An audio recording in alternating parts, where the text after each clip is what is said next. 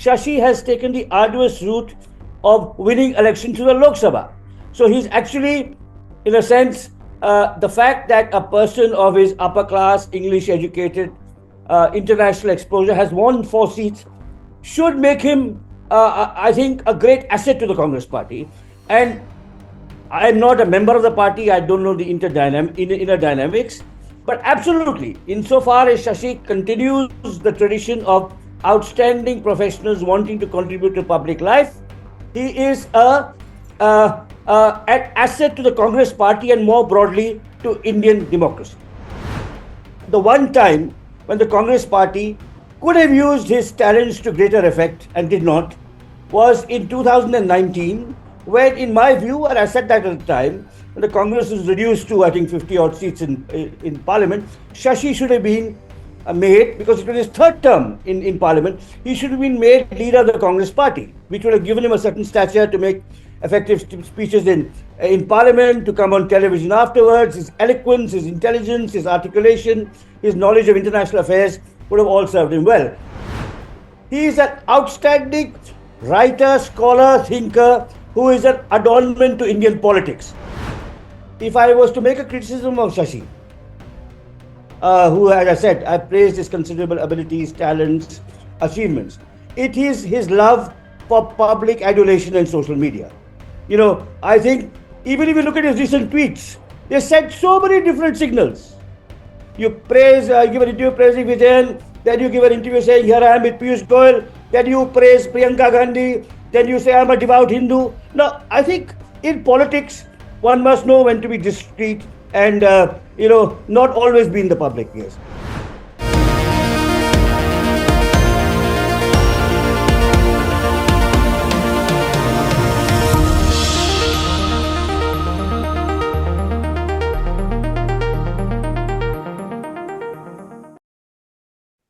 Hello and welcome to a special interview for The Wire.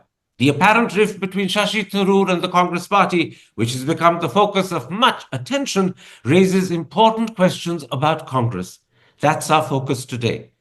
Does Congress have a problem handling talented individuals who are highly regarded and could be viewed as rivals to Rahul Gandhi? Does the party prioritize dynasty over talent and performance? And what sort of future would Congress have if people like Shashi Tharoor become unhappy and leave the party? Joining me for today's discussion is the well-known and highly regarded historian, author, and political commentator, Ramachandra Guha. Ram Guha, let me start with the question that I imagine most people are asking themselves today. Does the apparent rift between Shashi Tharoor and the Congress leadership suggest that Congress doesn't know how to handle talented individuals who are highly regarded by the public and could be viewed as rivals to Rahul Gandhi? Does that lie at the heart of this problem? So, Karan, I cannot answer that question directly because I'm not privy to the internal discussions of the Congress party. Though I have Shashi's an acquaintance of more than 50 years standing, we have never discussed politics. We meet casually at literary festivals and so on. But he is, I would say this, he's a person of great distinction who came back after a storied career abroad to join politics. And unlike other professionals who have joined politics, unlike, shall we say, Dr. Manmohan Singh and Nandan Nilekani, who were also brought in by the UPA, Shashi took the arduous and risky route of fighting a Lok Sabha election, which he has now retained his seat through 4 terms. So clearly he is given his background, his ability, his intelligence, an asset to Indian politics. And a party like the Congress I would hope and wish, want to retain him and use his abilities as best they can. Now, in what capacity they would want to use him, I cannot say. I'm not a member of the Congress party. In my view, and this may anticipate some of the discussion we're having later, I think he might make a good candidate as Chief Minister of Kerala. Because that is where the Congress is in trouble, having lost 2 successive elections for the first time in more than half a century. And he is, of course, an MP from Kerala. I'll come to Kerala in a moment time, but let me first ask you a general question. Shashi is an extremely accomplished and talented individual. He's been Under Secretary General of the United Nations. He's written over 20 books, and he has a personality that's captured most people's fascination. Yet he's had a fairly minimal role to play in the Congress party, whether inside or outside Parliament. Do you get the feeling that Congress has failed to utilize and benefit from his talent and from his skills? I cannot say that because, again, I'm not privy to the internal discussion of the Congress party. I mean, Shashi is, I think, chairman of the Standing Committee on Foreign Affairs, which is something that the Congress has given him. I think they could have given him more. I think in 2019, when he won his third term, he would have made a very good leader of the party in Parliament. But you see, again, this is an issue that goes well beyond Shashi Tharoor. Nandan Nilekani was brought in by the UPA. And in some ways, Nandan Nilekani's achievement is, though he's not as eloquent, as persuasive, as charismatic, as appealing as Shashi Tharoor to a wider audience, his achievement is more substantial in what he did in the world of business and technology. He brought his talents to the Congress party, and the Congress party and its, Dr. Manmohan Singh brought him in. But if you go into the history of Aadhaar, it was internal sabotage by ministers of the Congress party, and which meant that Aadhaar never got its real potential then. And ironically, Narendra Modi, who opposed Aadhaar, then embraced it. Though, of course, it was Narendra Modi would never have got Nandan into the same into the cabinet in the first place. So the Congress party has, because of its culture of dynasty and sycophancy, intrigue, faction fighting, rivalry, it goes back a very long time. So interestingly, there is a parallel between, shall we say, the underutilization of Shashi Tharoor and the underutilization of Nandan Nilekani. But you began your answer very interestingly. You suggested, I think you were talking about 2019, Yes, that yes. she should have been made leader of the Congress party In my view, yes. I think that would have been then because Rahul Gandhi had lost his seat. Remember, 2019 he had lost one seat, and he had been elected from Kerala, and it would have been again. Even with Nandan Nilekani, I'll give you an example. Let me follow up with Nandan Nilekani so that we broaden the discussion and just don't make it about one or two individuals. In 2019, Nandan Nilekani stood on a Congress ticket and lost in Bangalore. From a seat that the BJP had won 6 times, the safest seat, as safe for the BJP as Wayanad is for the Congress. Now, at that stage, any sensible Congress leader, which is Sonia Gandhi, who was, I think, then still president, or I forget, Rahul Gandhi, already president, would have, 2014, Sonia Gandhi was president, would have made Nandan Nilekani a member of the Rajya Sabha. A brilliant, articulate man who had seated Aadhaar would have been in the Rajya Sabha, in Parliament, debating in Parliament and outside. But for whatever reason, perhaps because he wasn't deferential enough, he was not brought in. So that is the culture of the Congress party. And it goes back to the time of Indira, where people of talent and ability have to rise partly on the basis of talent and ability and partly on the basis of deference and loyalty. And this is something, again, to depersonalize it, to bring in larger issues of politics. It goes beyond the Congress party. It is there in the DMK. It is there even in the BJP. And Shashi has also possibly, I cannot say, fallen victim to that. Let me put to you some of the questions that are at the top of the mind of the audience as they hear you speak. To begin with, most people say the big contrast between Shashi Tharoor and Rahul Gandhi is in the way they are perceived by the public. Rahul is seen as a product of dynasty and entitlement. Yes, Shashi is seen as a product of talent and performance.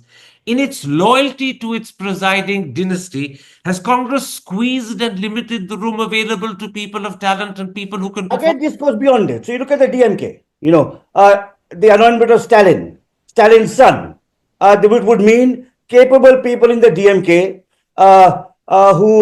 who have not have. So it is a larger structural problem of Indian culture and Indian politics beyond. It is true. And as I said, I'm an outsider. I don't know the dynamics of why Shashi is having trouble. Shashi's latest tweet suggests that he is no longer having trouble. He's been praising Priyanka Gandhi. He says, I have no problem with the party. We have a meeting soon. So maybe his dissent has been recognized and we don't know what will come. But the fact that Indian politics is bedeviled by family rule, personality cult, and sycophancy is the general issue we should recognize and stress beyond any particular case. But take the example of Dr. Manmohan Singh. He was an outsider to politics. He had no political experience whatsoever. He was brought in by Narasimha Rao and he was immediately made not just a front rank politician as finance minister, he was given permission to change the Indian economy beyond belief. And then he went on to become prime minister. He has a very different trajectory in the Congress party to Shashi. No, that's not true. If you look at the 10 years, I've written extensively about this. If you look at the 10 years he was prime minister, there was a lot he could not do because of the party president. And he had to continuously show his deference. I mean, you remember the case of in 2013 when Rahul Gandhi tore up the ordinance. And yet he could not resign because he had to keep his seat. So this is a larger issue. You know, Karan, I think it's important when we are discussing a particular case to see its ramifications for our democracy and our country as a whole. It is, in the English-speaking Chatarati, it is Shashi Tharoor versus Rahul Gandhi, which is not untrue, but this is a manifestation of something much larger. And as I said, I would essentially, the important issue, if you look at how this can affect Indian politics, Karan, let me finish. You're right that there's a dynasty culture in the Congress party. Mr. Kharge did an okay job as president, but now in his early 80s. Surely he should give up to someone else. Who should it be? It would be wonderful if it's not just a non-dynasty, but a self-made. Let me stop you there. The Kharge Okay. instance that you refer to is a Yes, wonderful question that is at the top of the mind of the audience. Many please. people believe Shashi is paying the price for his audacity of I can't standing answer. for the Congress presidency. That this upset the Congress party. It's not I part of can't the answer party's that. tradition. I cannot Is he answer paying the that price? except to say this. I'll say two things. I'll tell you two things. So that this is an English-speaking audience which only understands an English-speaking Delhi world largely. So I want to go beyond that. I think Shashi was brave and courageous in standing for the presidency. Having said that, I think Mr. Kharge was a better fit because he comes from an absolutely disadvantaged background, because he has got much more experience than Shashi in electoral politics and in running cabinets, because he is fluent in Hindi and Marathi and Kannada and English. So for many reasons, I think Mr. Kharge was probably, in my view, as I'm not a member of the Congress party, I'm glad there was a contest, but any person who studies Indian politics will tell you that Kharge is better suited to be president of a national party than Shashi Tharoor. Just as, shall we say, Mr. J.P. Nadda may be better suited than our friend Chapan Das Gupta, who has many of the attributes that Shashi Tharoor also has. Let me So, put okay, something else to you. however, today, I think the Congress would be well advised to have a rotating presidency, because now Mr. Kharge clearly has become dependent on the family to survive, and again open it up, and maybe Shashi can start again. So it is true that in the old days, for example, just if I may bring in my hat as a historian here, it is true that the Congress after Indira became a dynastic party. It was not a dynastic party. Nehru often could not have his candidates as president elected. Mahatma Gandhi famously wanted to oppose Subhash Bose and failed when he came to the presidential address. So a revival of that kind of Congress, an open, meritocratic, non-dynastic Congress, would be in the interest of the Congress party and of India. Absolutely. That is the larger point. Let me put something else to you that the audience will have at the top of their mind. In recent weeks, Shashi has done something that is quite unusual in Indian politics, which is to praise his rivals. He commented complimentarily on the Prime Minister's visit to the United States. He commented in complimentary terms about the startup culture of the Kerala government. And this is what he said in his defense. I'm quoting from Shashi's interview to the Indian Express. He says, yes, they are opponents, but when they do good things, we have to appreciate them. Is Shashi right, or is he being naive and even idealistic, given the Indian context in which he operates? I think as someone who comes from a diplomatic background, he acts in a less adversarial, polemical way than people who have grown up in the bitter, fractious world of Indian politics. So that trait is admirable. Though there can be questions about why he said it. I cannot say about Kerala. I'm not, but clearly I don't agree with his praise of Mr. Modi. Mr. Modi got nothing from Mr. Trump. What did Mr. Modi get from Mr. Trump? No promise. Trump saying, I will lay down the tariffs and he will have to agree.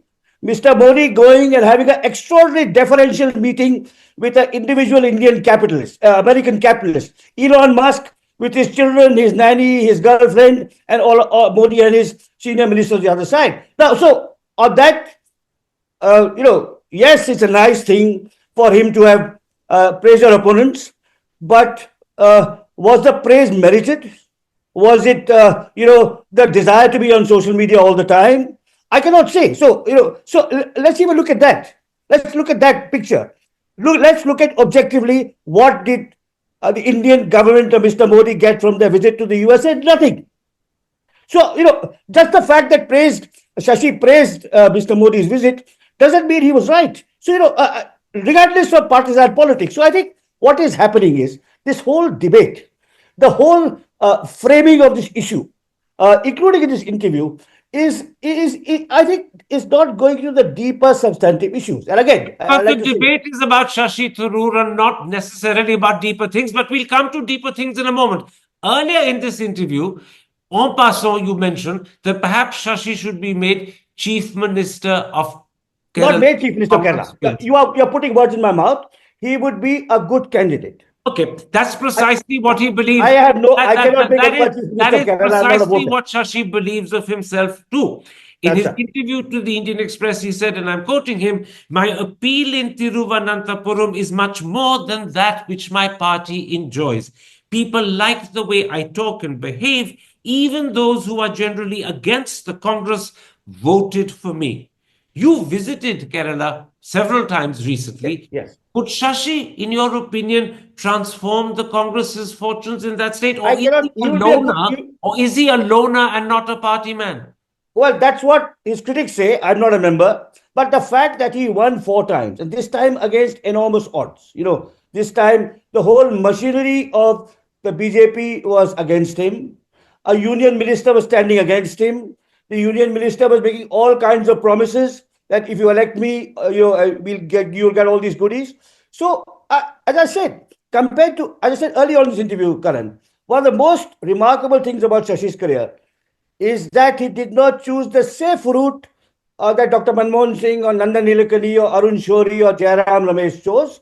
He stood for election and he's won 4 times. I've been to Kerala several times in the last year. I've been to different parts. I've been to Trivandrum, I've been to Kochi, I've been to Calicut, I've been to Thrissur. I've had conversations. Clearly, the Congress is in a crisis. For the first time in 50 years, they lost successive elections in 2021. Now there's a third election coming, and they will have to think, shall we say, out of the box. The old loyalists don't excite the imagination in the way Shashi does.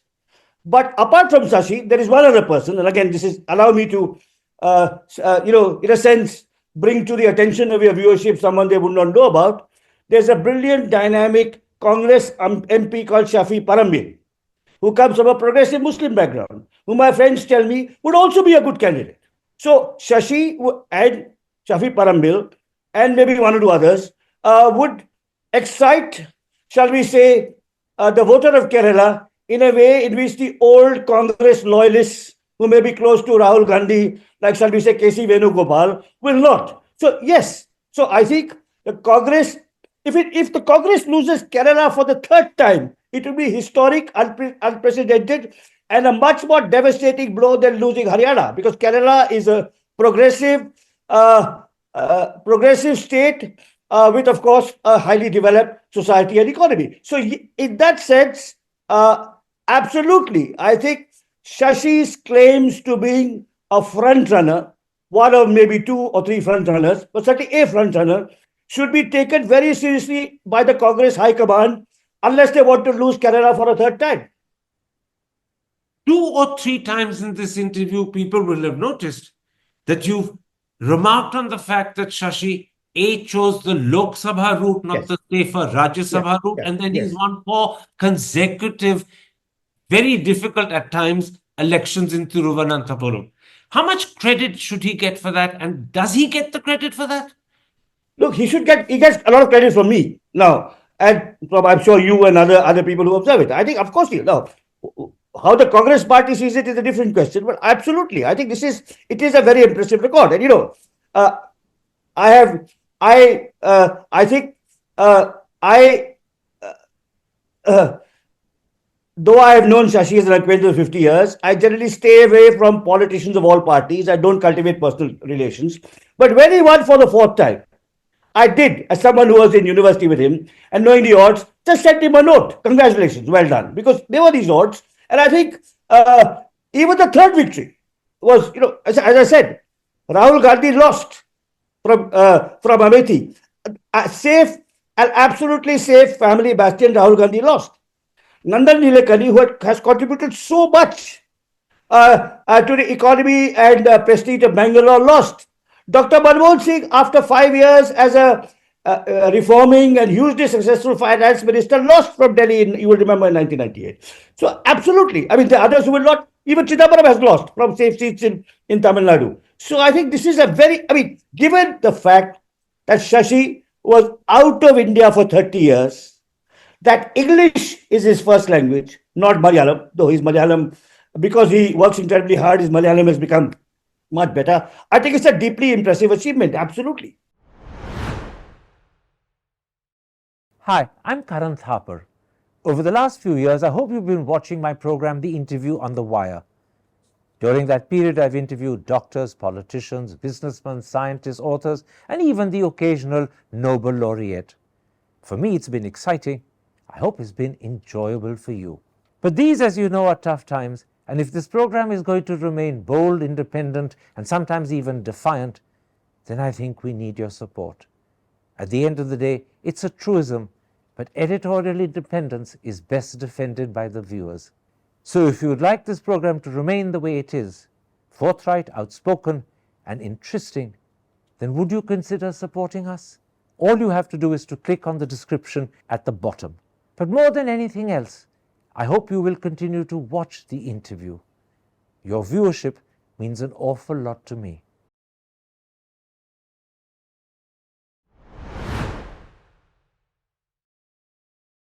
In the interview he gave the Indian Express, he said of himself the following thing: I have my own things to do.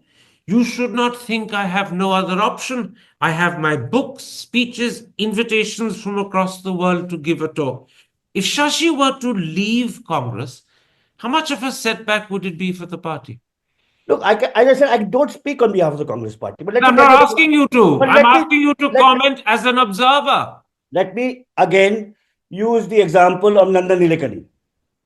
Nandan Nilekani, the Congress party should have used him in 1919 and retained him in the party and made him, not just a Rajya Sabha member, but he would have helped them also grow the party. I mean, Karan, Shashi is hugely appealing to the young, the modernizing, progressive, largely English speaking young. You and I know that. But let me tell you, Nandan Nilekani is actually even more popular, or at least as popular. The Congress should have retained him. They did not. He went back to Infosys, rebuilt his party, promoted, financial inclusion. He's advising governments around the world, and he has found things to do. So, the same thing may happen with Shashi. That if the Congress cannot find a way of using and utilizing his talents in the way they could and should, he's a wonderful speaker, a writer, an author. So, given the trajectory of what the Nandan Nilekani example should be a warning and a caution to the Congress party. One last question. In contrast to Shashi's public standing and image, his political career hasn't really sparkled the same way. He was briefly Minister of State for Foreign Affairs and briefly after that, Minister of State for Human Resource Development. After Modi became Prime Minister, he's been chairman of a couple of parliamentary standing committees, the most illustrious of which is the External Affairs one. But he's never been a front rank politician. How would he fare outside politics? Might he have greater success there? I think he will do very well outside politics. If I may say in conclusion, Karan, if I was to make a criticism of Shashi, who, as I said, I praised his considerable abilities, talents, achievements. It is his love for public adulation and social media.